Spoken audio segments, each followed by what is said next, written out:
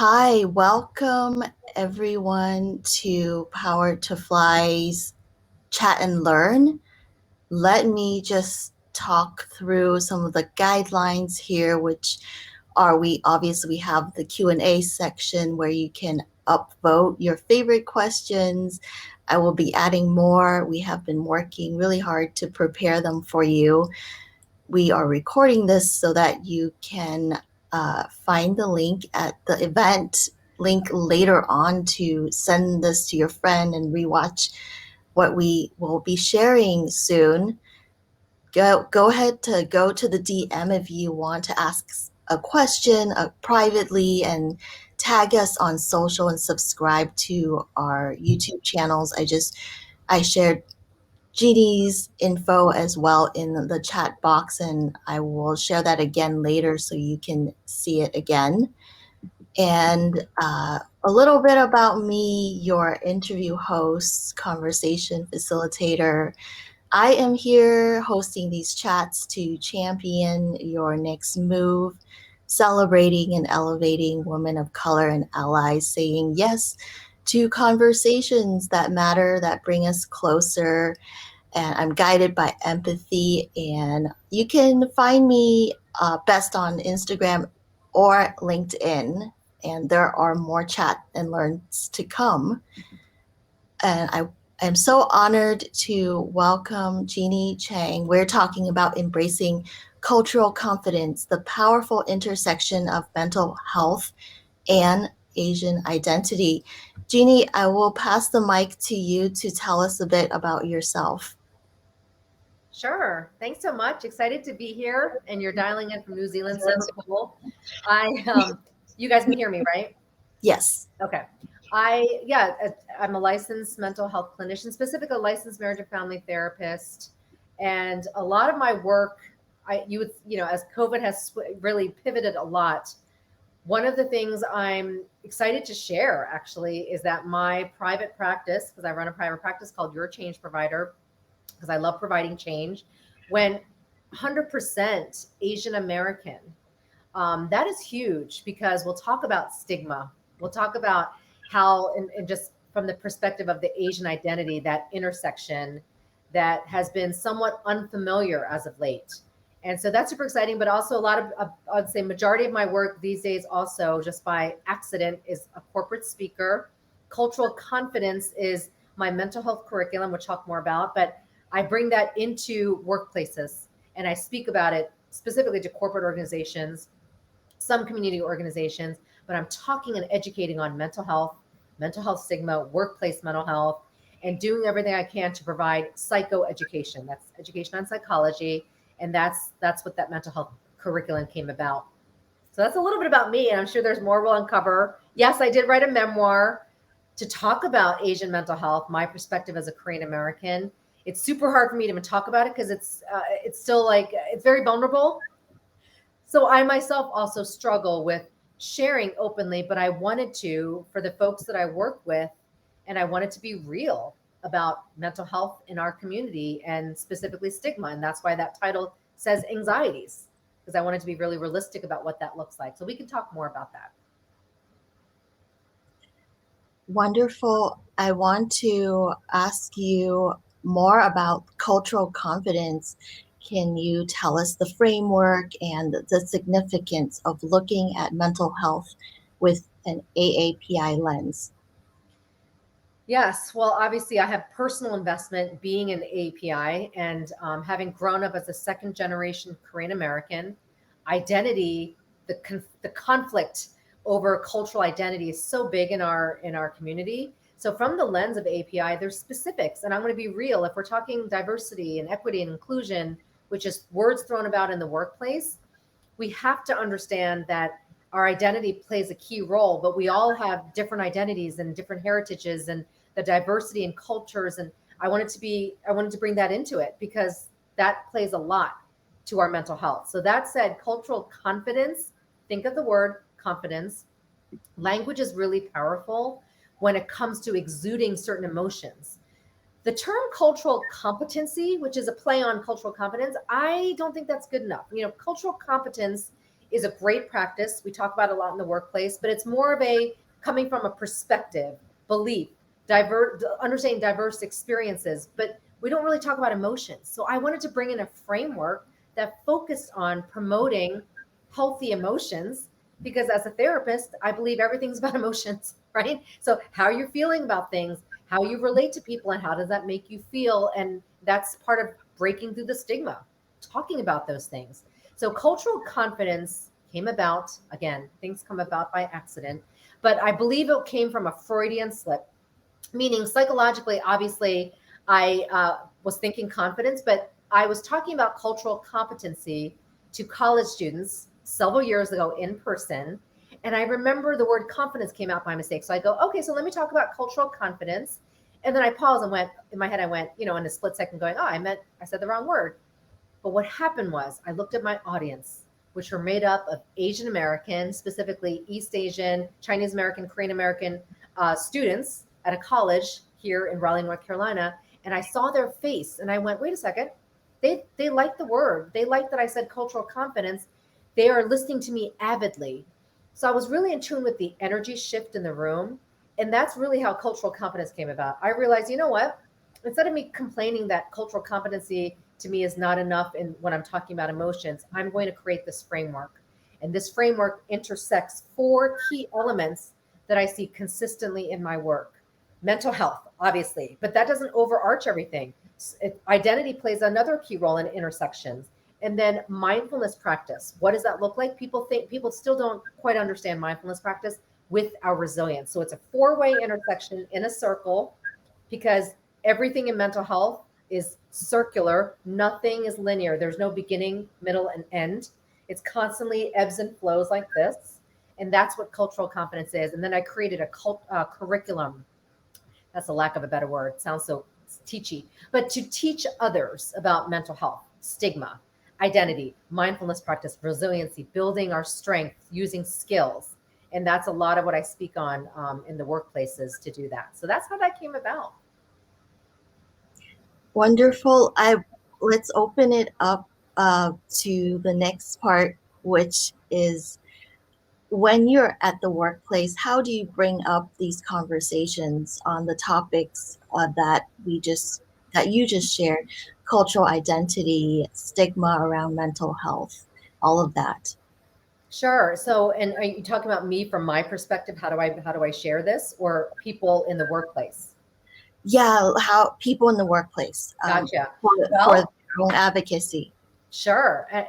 And I'm going to be very real. It is very difficult for folks to talk about their cultural identity, let alone talk about a stereotype that, I'm going to be honest, that we may know in the API community, but many folks, because I talk about it, I kid you not, there are so many folks that have never heard of it.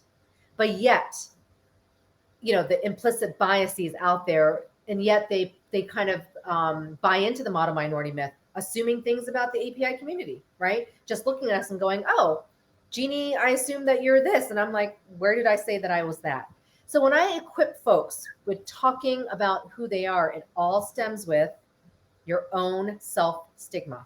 That's the number one thing. First, I ask you guys, before you have these conversations on model minority myth, racial oppression, or internalized racism, what are your self stigmas? How are you feeling about mental health? What's your opinion on model minority myth? How are you, just processing it on your own? What's your own experience with it? Mental health is very personal, right? So there are so many times when people get kind of confused and want to say all this because they are interacting with microaggressions or having things said to them, and they get very distressed. And a big part of my job is helping them work through that distressful situations. But I always tell people, you're trying to convince somebody something else, but you at the same time don't even know who you are. So I was seeing that a lot with COVID, and then anti-Asian hate. We went through an identity crisis. We're still going through an identity crisis of, wait a second, racism is finally bring out in the forefront in our community. How do I feel about this? I've struggled with my identity, but I'm also very angry about anti-Asian hate. So what I'm trying to get at, folks, is you'll see yourself hitting a brick wall if you don't face your own quote unquote demons. Does that make sense? You've heard that somewhere. There is a reason why that's said. You can't tell somebody, hey, I have a problem with you stereotyping us as the model minority myth when you really don't know about it yourself, or how do you feel about it? Just simply say, there are times when I might feel this way about it, or I've used, or I felt like I benefit from it. I've been very honest with people saying, you can say you benefited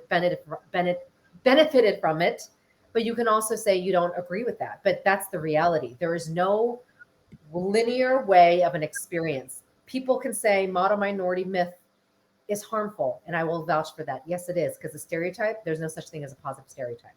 However, there are times in your life that maybe it worked for you, and there's nothing wrong with admitting that. But then I want you to say, however, I don't agree with it. I'm finding that if I'm going to dispel a stigma, then I need to go all in. So that was like a roundabout answer to saying folks cannot address and tell people to stop saying these microaggressions when you quite don't know how you're feeling about something. And the reason why I say that is APIs aren't really good at expressing emotions. And because we've been taught, it's our cultural norms of, okay, stay quiet, what do you mean? Oh, don't be explosive. So that's part of our culture, and so we're learning things right now, perhaps for the first time.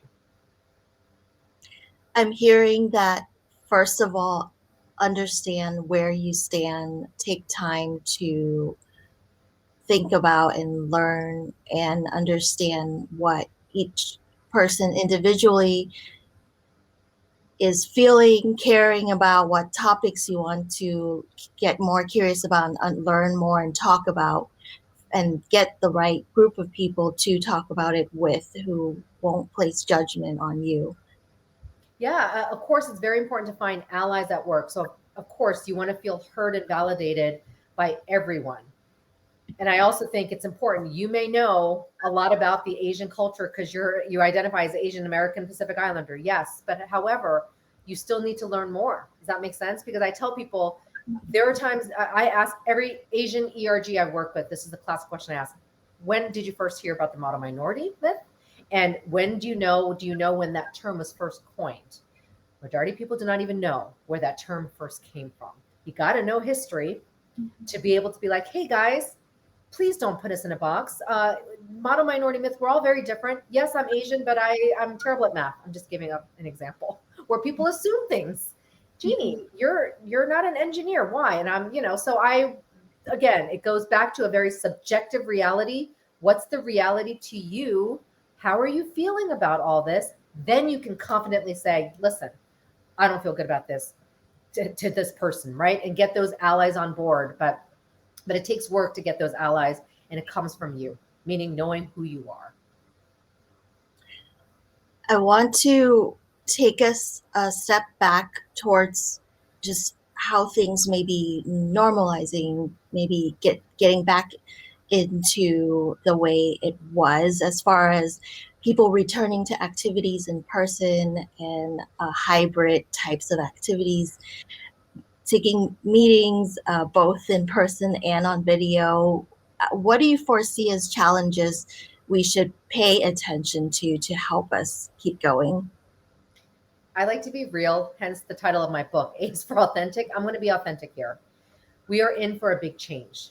Just as we were in for a big change when COVID was what? March of 2020. We all went into lockdown or, work at home, and it was a huge deal, right? It was traumatic for everyone to, come back home. Some people liked working from home still, but you're thinking school is at home. Everything has shifted. That is actually going to still be the case when we go back. We want to go back. But after 14 to 16 months of trauma, of COVID, Black Lives Matter, George Floyd, anti Asian racism, our current climate, political current climate, whatever has happened, we went through a lot in 2020 to 2021. I'm going to say that we are not the same. So do not expect it to be a quick, easy transition. It can be, and that's great. But what I'm asking you is to be real and be like, okay, a year ago or 14 months ago, I hated wearing the mask. Now I feel like uneasy not wearing the mask, right? I'm hearing that a lot. People are like, what? We don't wear masks anymore? So that just tells you that the change is going to be hard. And this is actually a term in psychology. The first response to change is resistance. So know that as we change, we're going to be like, what? This is what we wanted, but this isn't working. So it's okay that things, what I'm trying to get at is I'm validating our stress and anxiety at this time. And it may last just like it lasted for a while with the beginning of COVID. But do you know that we got pretty used to COVID? Meaning we got used to working from home, doing these virtual calls, not seeing people, and wearing masks and being extra cautious. So when we transition back, yes, we can take our time going, wow, I don't need to wear a mask. Wow, I can trust being closer enough to this person or be in a boardroom with 10 people. It's okay. But just know that stress and anxiety is normal.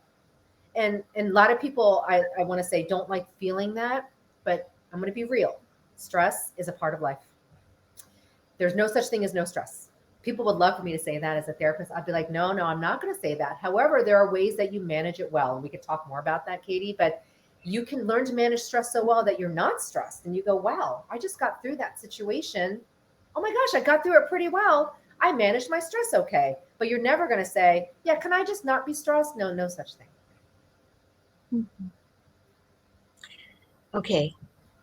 I'm hearing you. I think it's going to take time to readjust and be honest, be truthful. Best policy.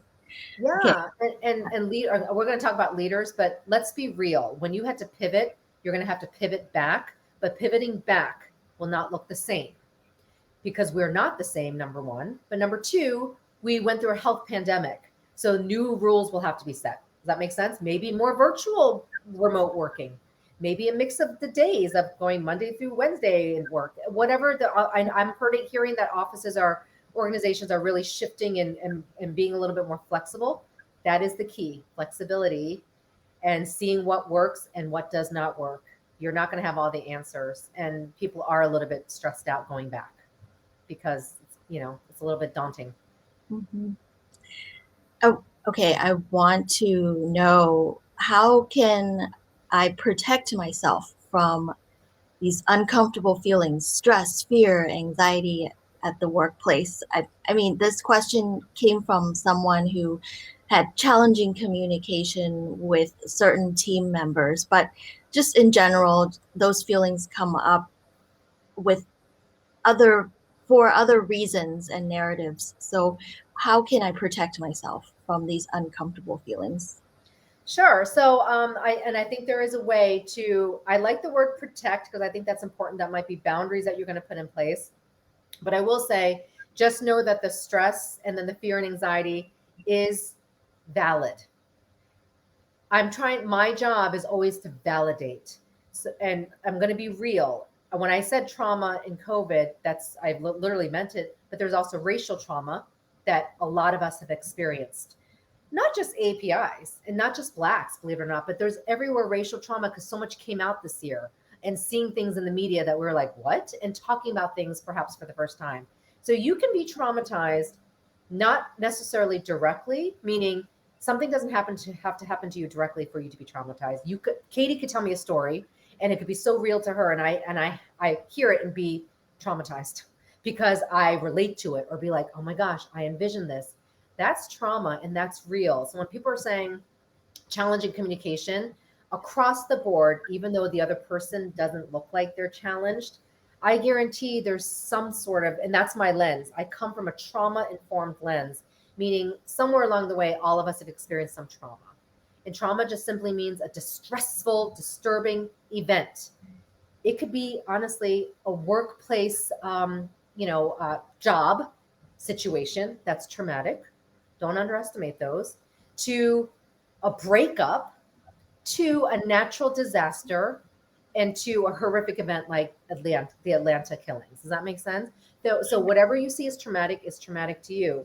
The best way to protect yourself is to practice daily mental health hygiene. We are so good about our physical hygiene. You know what I mean? Exercising, I don't know, doing the little basic things that we're like, oh, I got to do this every day. But our mental health kind of takes a back seat. Even in COVID, we're like, oh, mental health. Oh, I'm in crisis. Now I need mental health. Mental health is important all the time. It's the health of your mind. It helps you physically. So that said, what are you doing daily? I'm going to turn this question back around to the person who asked it. What are you already doing daily that's helping you manage your stress, fear, and anxiety? I guarantee that you're doing something to get you through the day that's helping you kind of cope. And then I ask you what that is. And then I ask you to amplify it and do it daily, a couple times a day. And for instance, the most of the time I hear little things like, well, I've heard this a lot. I pray, whatever works. I'm like, then you pray. And then you get through that moment. Or, Jeannie, I love talking to my best friend. She's halfway across the world. I'm like, okay, well then how often do you talk to your best friend? I need to hear you making it a pattern.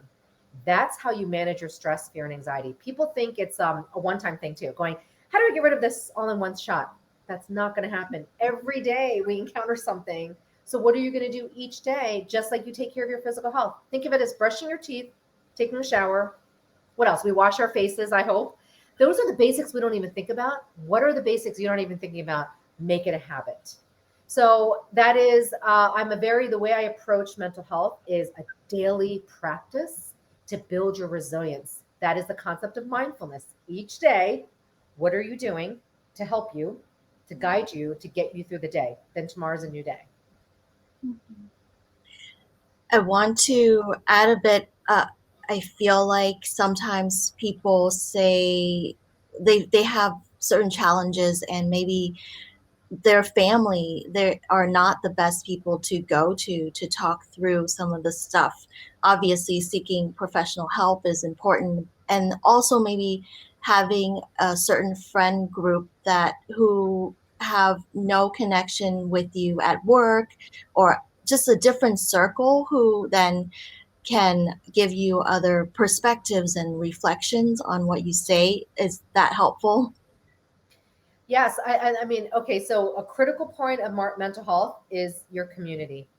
I'm going to shout out a Harvard research study. Yes, good old Harvard, the famous Harvard happiness study that's still going on. I believe it's 83 or 4 years old. JFK, John F. Kennedy, was one of the original participants. That study went to seek and find the answer to what is the key to happiness. And I'm going to tell you what the key to happiness is: the strength and the quality of your community. So imagine how distressful you are when you're in a work environment that to you is distressful or toxic, to use that word, or your family doesn't get you and you're talking about mental health and it's miserable for you. And I've seen all this, or even your friends. So I get it. That is why it is super important to build a quality community. This means good boundaries. And this means making some choices of taking some people out, honestly. Just because they're in your work environment doesn't mean you have to be buddy buddy with all of them. I mean, I'm a therapist. I'm going to tell you that that's not realistic, right? But you could choose the allies that really you trust, and maybe it's honestly one person. Remember, I said quality, and we hear that all the time. Quality over quantity. It's so true with your mental health. Have 10 people that don't help you, but have one person that helps you. That will carry you through. So when you're trying to build a supportive work environment, it doesn't just come to you. But to put yourself in control, I need you to look at your relationships and who are the folks that make you feel better. There are sometimes that honestly they don't make you feel better. Yes, I get that, and we do have some tips with friends and family. But at the very end of the day, they're not going to make you unhappy. But if some people are making you unhappy, I ask you to get out. I ask you to actually to figure out a way where you don't converse with them, or you figure out a way to separate even at work. Even if it's your same team member, that you could talk to other team members, include that person, but just now, okay, we're just going to have a teammate situation and that's it. But I have three other friends on the team that I will talk to, and they understand my Asian identity or what I'm going through. So I want to say that. But the other thing is this: you don't have to be completely upfront about everything at work. Sometimes it's not a safe space. And I will say that could be sad, but that's okay. Then your safe space may be somewhere else, and get that safe space somewhere else so you can get through work. So I hope I'm making sense here. There's not one way of looking at it, but at the very end of the day, build your community and just ask yourself, who makes me feel good? Who makes me feel happy? Who I might get mad at this person, but I don't feel degraded or toxic or unhealthy. Weed those people out. I'm being honest. And that's what I do is I tell my clients that. I'm like, how can we weed this person out for you? Because it's just not healthy. Cool. Okay. Next up, back in the workplace, and um, how can managers and supervisors and mental health advocates help and support work environments, build supportive work environments for people with mental health challenges? This is where, and this is where a lot of my job comes in when I educate diversity, equity, inclusion, that department with building the ERGs within the corporate space. There's more psychoeducation needed across the board. People don't even know that some disabilities cause mental health challenges. Mental health. Okay, so actually, to answer that question, let me go back to the beginning because that's why I created the curriculum. Mental health challenges and conditions everyone will experience, period, including myself. In a given lifetime, we all will have mental health challenges, conditions. We all will struggle. We all have struggled or are currently struggling. But that does not mean it's a mental illness or we have mental illness. They're two different things. So, that said, there should be no question that managers, supervisors, mental health advocates have to build a supportive work environment to support mental health challenges. Because I just said we all have it. And in the time of COVID, it's pushed to the forefront and more necessary than ever, right? Because we've been through some things, a health pandemic and some things that came out in the midst of the pandemic. So that said, if you're listening to the call and you're a leader or you know that you have some I guess authority to create change in the workforce, do not see mental health challenges as an added thing. It is like it's almost like a must thing. It's almost like when you talk about, hey, you guys have work deadlines you got to meet. Same in the same breath. Hello, you have mental health challenges that you need to take care of, or you can't make your work deadlines. Am I making sense? Of course, I'm going to say this because I am a licensed professional, but I mean it. It is not. How do we just incorporate this just cause? No, it's almost like a must. And I will be very fair. There are many organizations out there that are making it that priority because they see the value in that. If you don't have healthy employees, you will not have a healthy bottom line. If you have employees feeling depressed because of things, but they're at work and you're not doing anything to support them in the sense of, talking about mental health and saying, hey guys, we have therapy services, go get them. They're free or they're, our company subsidizes. That's what the leader should be saying. So they can go, oh yeah, gosh, yeah, I've not been doing well. I'm going to go and do this because I heard my manager talk about this. That makes me feel so good. Wow, I can give 100% to my job. I'm trying to talk about the bottom line of businesses. There's so many employees that I know that they're at work, but they're not really there. So they don't do their work because they're just emotionally unable to because of what they're going through. So if managers even talk about, that's one thing, promoting what they have for mental health challenges. Number two, managers, leaders, can you also talk about your own mental health challenges? Remember, I just said we all have it. So leaders can simply say something simple as, you guys, I know this is a stressful time. Gosh, I don't even know what I'm doing as we're transitioning back to the workforce. So let's just be patient. I mean, something simple like that, just saying it's a stressful time. Or, yeah, I was really stressed out the other day because I was trying to figure out how am I going to get 100 people back in the workplace and not wearing more masks, and is that safe? Mm-hmm. Be real. And the more real you are, guess what? You'll get more from your employees because they'll be like, wow, that felt good. I love that he said stressed out because I am too. Well, let me just make sure I do my best for this organization. That's what it comes down to. Mm-hmm. Okay, for women who sometimes fall into the caretaker role, how can they stay aware and not overextend themselves with these responsibilities, so-called volunteer work to care for their peers? So really, I'm asking, like, which department and who's responsible for providing this mental health support for others? Yeah, that's great. I would always say, because I'm in that space and I think they're really doing a lot for cultural change, is the diversity, equity, inclusion folks, because they're going to bring in mental health curriculum or curriculum benefiting the LGBTQ plus community and women. And then there should be women-centered groups at your organization. Those two, the groups in your organization should be your go-tos: ERGs, employee resource groups, business resource groups, diversity, equity, inclusion, HR. So let me caution a little bit. HR kind of oversees some of that, but it's always better to go, I would think, the DEI folks. HR does, I believe, work on a lot of the employee assistance programs, like the therapy programs that people might have. But for a lot of it, go to the folks that you see are creating cultural change or bringing in these events like mental health and Asian identity that I speak on, or right after Black Lives Matter, all these organizations did all these things. Look at who's hosting them. You go to them, right? Because they're the ones kind of creating these conversations to make it easy for you to approach them, and then ask them if they're not that who you would go to. But normally it's I love going to the DEI folks because they're in that space to promote diversity, equity, inclusion.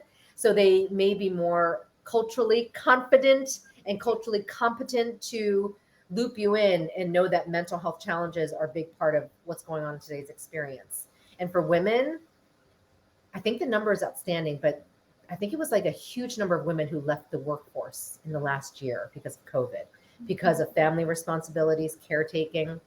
So I'm validating that there's been a shift in the last year, but that doesn't mean you can't come back.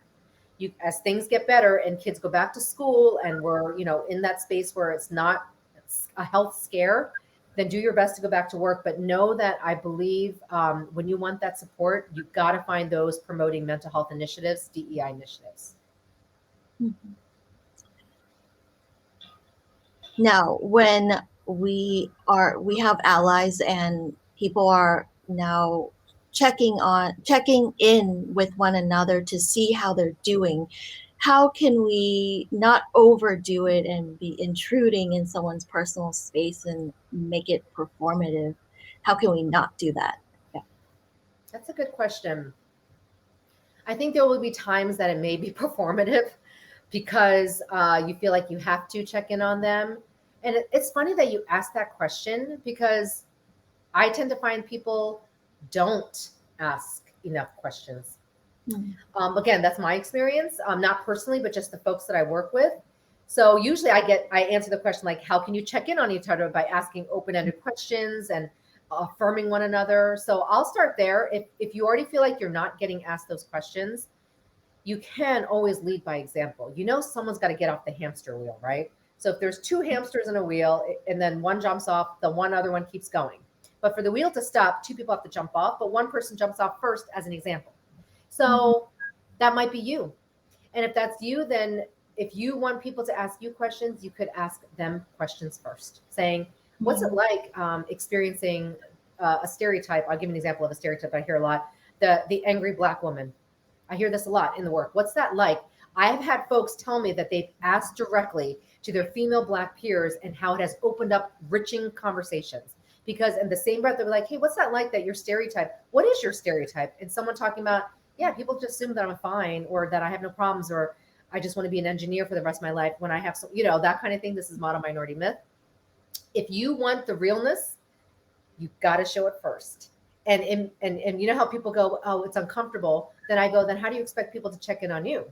Right? It's like, if you want them to check in on you and ask these uncomfortable questions like, hey, how did the Atlanta incident, how was that for you? Gosh, that must have been really difficult. You saw all this. What's anti-Asian hate been like for you? Those are challenging questions. Have you asked those challenging questions? That's what I say to folks. I try to hold you accountable because many times people come in and they see their side, and you should see your side because that's your reality. But again, we work in a greater context. And I hear that folks want, why do I need to educate? Why do I need to tell people about me? I go, well, I want to say it. Sometimes you do because they don't know about you. Do you know everything about them? Probably not. So I love that you said, how can we not be performative? But then I guess I tend to see the reverse. So I answered that first. But then how to not be performative is honestly self-reflection, introspection, examine yourself always. And that's why I brought mindfulness into my curriculum. Mindfulness means looking at you. And if you're angry, what's making you angry? Not questioning why you're angry. Don't go, why am I angry? That's the wrong question. I actually say, no, that's not the question you ask. You ask, what made me angry? You know what made me angry? Someone said this comment. Or you know what made me angry? I felt hurt and left out of this team meeting. That's what's going to create change, the awareness. So performative may happen because, maybe you feel like, oh, they're not saying anything. But the realness is, I'm going to hold you accountable. And what are you doing? right? What are you asking? What can you do to create that change? Don't wait for it to happen. Yeah, I feel like I just offering a little pushback. I think, but you'll understand me where it's definitely okay to practice or saying, you know what, I don't want to talk about it right now, and that I let's maybe find a different time, maybe later. I am okay. I don't need any more anybody else to ask me about how I'm doing. Maybe Mm, that's mm. all I Yes, or oh, yes, definitely, definitely. You have the boundaries. If you're not ready to share or you don't want to, maybe there's also something in there. People asking the way they asked you, maybe it was a little performative. You're like, are you just asking because do you really want to know, right? So I follow your gut. If you feel like you don't want to talk, you can say that and say, I don't really feel comfortable. And it may be hard, especially for us. So say it though, because guess what? You don't say it, they'll keep asking you. Okay, so what's going on? Like, how do you feel about this? And you're like, oh my gosh, I guess he didn't take the hint or she didn't take the hint. I guess I have to say it. I have to say it. So thank you for clarifying that. Yes, you do have to put those boundaries in place, but then I'll ask you also at the same breath, hold yourself accountable and see what it is. What can you do to work through that? Because perhaps you do want them to know who you are when you're ready. Like and say, stop saying, hey, Jeanie can do the math. She's an Asian, you know, go ahead and be ready when you can say that. Say, I appreciate that you think I'm good at math, but I don't appreciate that because that's just stereotyping me. Right. And so it goes both ways. But yes, definitely have those boundaries in place. Okay, so now back to doing things in person. People go to happy hours and like lots of socializing to de-stress or like let's get together as much as possible. What can you do to not feel obligated to join but not feel left out? Like, what are some other activities you can do with your friend group at work to de-stress? And again, going back to the transition, because I myself get it, I'm gonna have to say at the very end of the day, this is the peer pressure, right? You go into a store and you see nobody wearing masks because nobody needs to now. But then you're like, well, guess what? You can put on your mask if you want to. And people have said to me, but they're going to think I'm not vaccinated. I go, well, who cares? Do you even know them? If you don't know them, especially strangers in a store, do it. Whatever makes you feel comfortable, because I'm trying to get you to manage anxiety. But if you don't feel comfortable doing something, it's actually worse when you don't admit it from the get-go, meaning, hey, I'm not ready to socialize yet. Why, if they're your friends, I think it's fair to say that. But you know what happens when you don't admit it? You're like, oh, I can't join you this time. Then they keep asking, and then it gets aggravating when you say no. Then they stop asking. Does that make sense? But if you actually say, oh my gosh, I really want to join, can you just FaceTime me when you're there? I'm just a little nervous, or I don't want to join yet. I think I want to go more. I'll go in August when I feel more comfortable, whatever that is. Be upfront. I think one of the things our community doesn't do well is just doesn't express that because they don't want to hurt someone's feelings or cause conflict.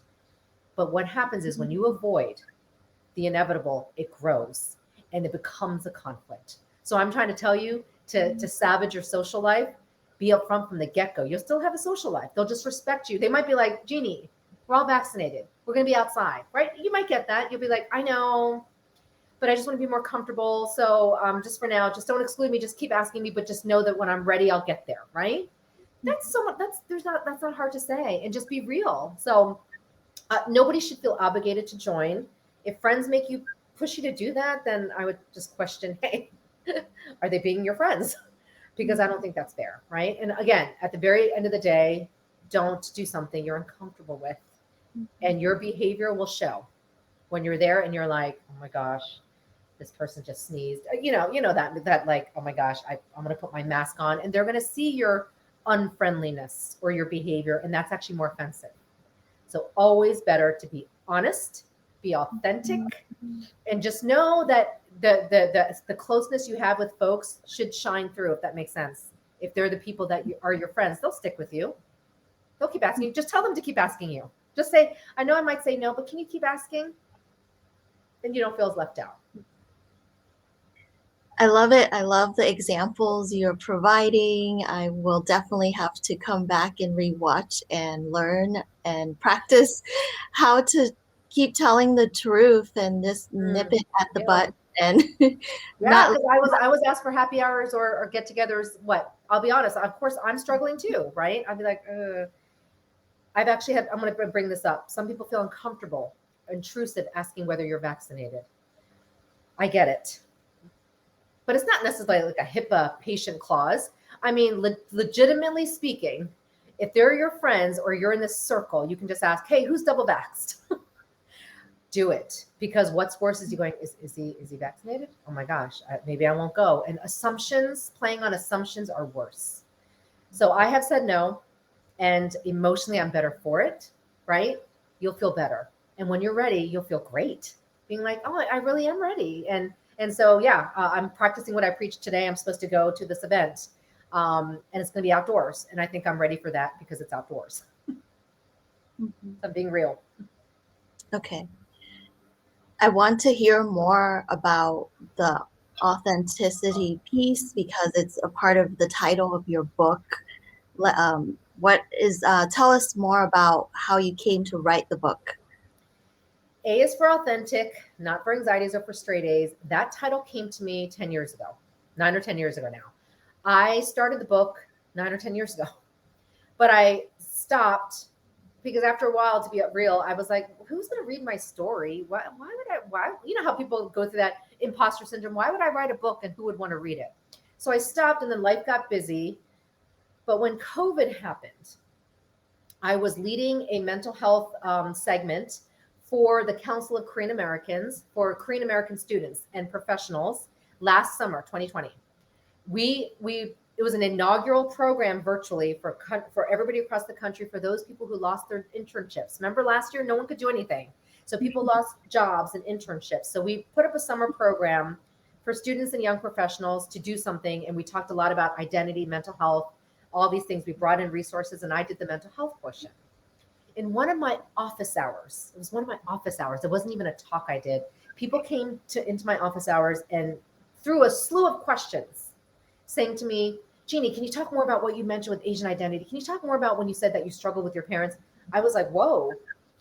That's when I decided to finish my book because I realized the students today were having the same experiences, almost identical to what I had without revealing my age 30 plus years ago. And I went, what? You're asking me the same questions I asked 30 plus years ago? Wow, the Asian families are still the same, meaning there's still struggles with identity. So I decided I need to finish my book to share my story. And my story was not to teach, it was to validate.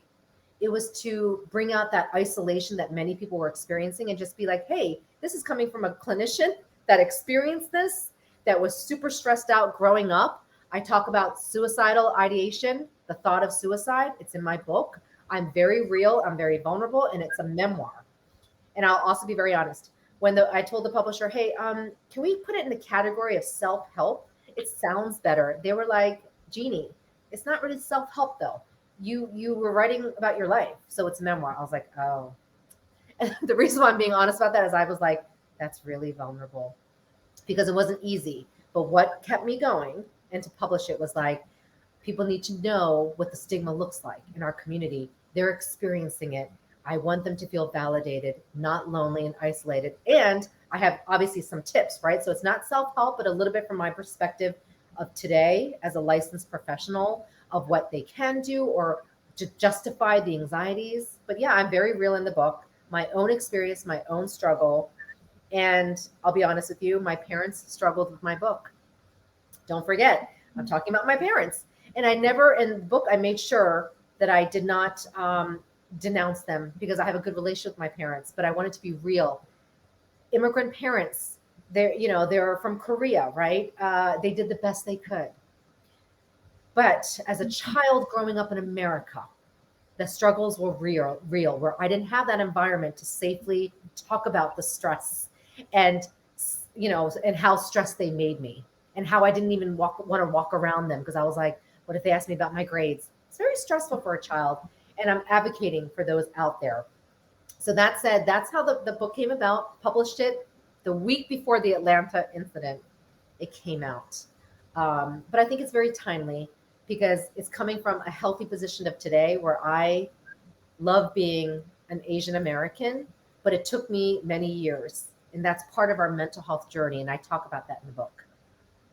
Yeah, so good. I share a lot of this background as well, being an immigrant around age 10. And it was difficult. I've shared this with you before, where, of course, my parents and we were all trying to rebuild and figure out this new life, this new world, and what we're doing in it. So, yeah, definitely just I so relate, and thank you so much for this work that you're doing in the book.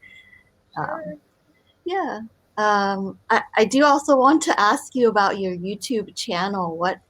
Tell me more about that. I know. I always laugh because I'm in my 40s and doing a YouTube channel. But how that came about, I get inspired by the young students I work with, the college students and young professionals. It also came about Korean dramas, you guys. I use Korean dramas in my work to tie in some mental health connections that people may have trouble with. Parents, they don't like to admit it, but they're watching K dramas. So when I sometimes talk to parents, I'm like, hey, mom, did you see this K drama? And then they'll be like, yeah, I did. I'm like, oh, so do you remember the scene when this mom's yelling at her son? Yeah, I need you not to do that. Do you know what I mean? So I actually bring it in to help them visualize what they're doing in the family that is not helpful and bring in some K drama examples to be like, this is a great example. I'd love for you to, can't you talk like this to your child? And then look at what happens. And I have seen super cool stuff because K dramas are really popular right now. And everyone's pretty much watching COVID. People turn to them. And so I decided to start a YouTube channel because first of all, the college students were like, you should do a YouTube channel. So maybe it's peer pressure. But no, I started bringing them in a couple years ago and I even gave homework. Some of clients, I'd be like, this is your homework. You need to see this K drama, episode 10, 11, and 12. Then we're going to talk about it. And I remember them liking it. They're like, really? I'm like, yeah. You tell me what you got from it, how you saw the mother's perspective or the dad's perspective and the child's perspective. Because K dramas do such a good job showing all the sides that you don't see in real life. Like, no mom's going to say to you, I was really hurt by you. But in a K drama, they'll say it behind the scenes. Does that make sense? And that's why I bring it in. And that's how Nuna's Nunchi. Nuna means older sister in Korean. Nunchi means eye measure. You know, how you're able to read the room. And that's what I do in my work. So I started that YouTube channel to really normalize mental health on a global audience. So cool. Okay. Taking us back to resume and going for the interview, if this person has like a mental health situation, so there's a gap in the work history, how do you go about talking about it or addressing it in the resume? Sure. That's a great question. I think the honest truth is always the best. But you don't have to be brutally honest, going, yeah, I was severely depressed and then laying in bed. I mean, you don't need to give details, but you could simply say, I took a mental health break at the time and maybe do very general example of a family situation. Most of the time, people are going to relate to a struggle you went through. But I'm going to be real. You don't have to be real and divulge diagnoses. That's up to you. You don't have to hide it, but that's none of people's business. But you can definitely say, yeah, I was struggling and I really felt like to do justice to me because I want to be a future CEO or I want to be able to manage this company and take this position. And that's why I'm here today to interview. I took 6 months off. And then also at the very end, always say how good it was for you or what you learned from it. Don't just be like, yeah, I took 6 months off. No, you say it did a tremendous amount. Since then, I have been able to focus, or since then, I have found that I'm a better manager. And that's why I'm applying for this role. So, yeah, always be real. Because guess what? Even if you end up fudging it in an interview, it'll come back to bite you. It's going to, I've always seen it. The truth always prevails somehow, and it comes out in another situation. And I wouldn't want any client to be in that situation because they weren't honest. And that's leadership. Just so you know, the more vulnerable you are, Brene Brown, famous, you know who she is, says this so well. Vulnerability is one of the greatest measures of courage. So the more you can, and I'm not saying you weep and say this, you just say, I was struggling.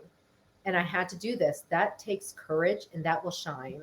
And that's just my perspective. And I believe that, you know? So, yes, explain, be real, but you don't have to tell them all the information. Mhm. So good. And also, you're telling us how what we learned from it, what the lessons were, and how we are better now and more Yeah. ready. Yeah. I always say the why, saying, I took it off because of this and I wanted to be this. And that's why I'm applying for this job today. And I'm so glad. In fact, I feel like I could start my own company because I took 6 months off. Yeah. That's how you end. So they hear that going into the next question, right? Mhm.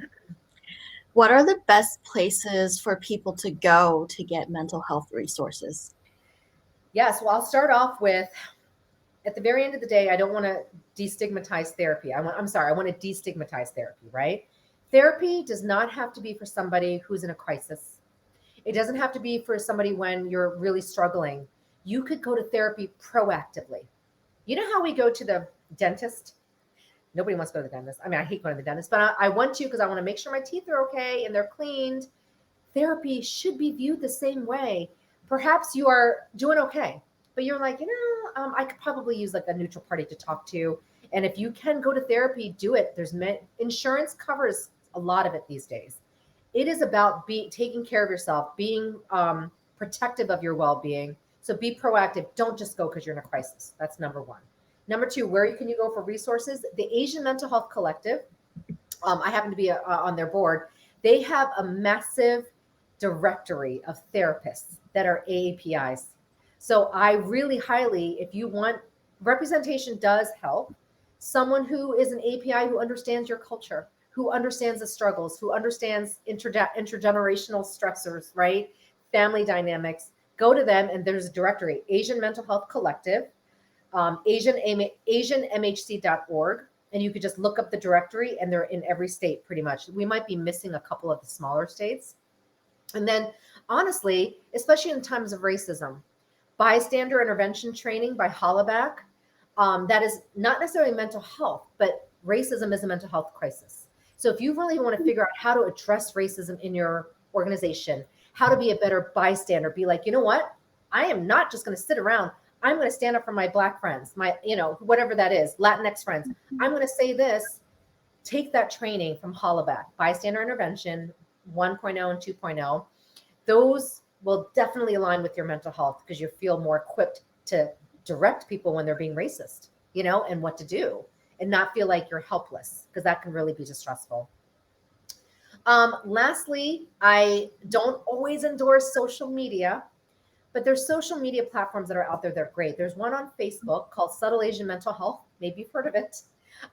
It's pretty massive, but how that's run is there's support groups. There are free support groups for that platform, and you could just join anyone. I think they do it on a rotating basis for 6 weeks straight. Imagine a free support group from a mental health clinician for free. And that is what AMHC does. And I will say it's that because we're trying to give free access. Mental health should not be, finances is such a deterrent. We want to make it accessible. But that's the social media platform. Join many communities that you feel part of, that you feel like you can really click with. It does not have to be mental health, by the way. What are your hobbies? That's going to help you with your mental health, connecting with other people.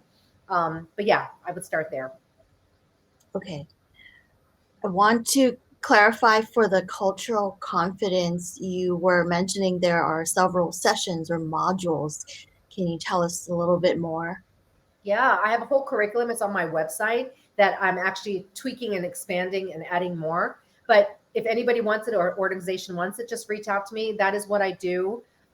Besides being a clinical, practicing clinically, I love working with organizations, especially the DEI space, where they want more education on mindfulness practices or Asian identity or bringing up mental health and mental illness and what that looks like.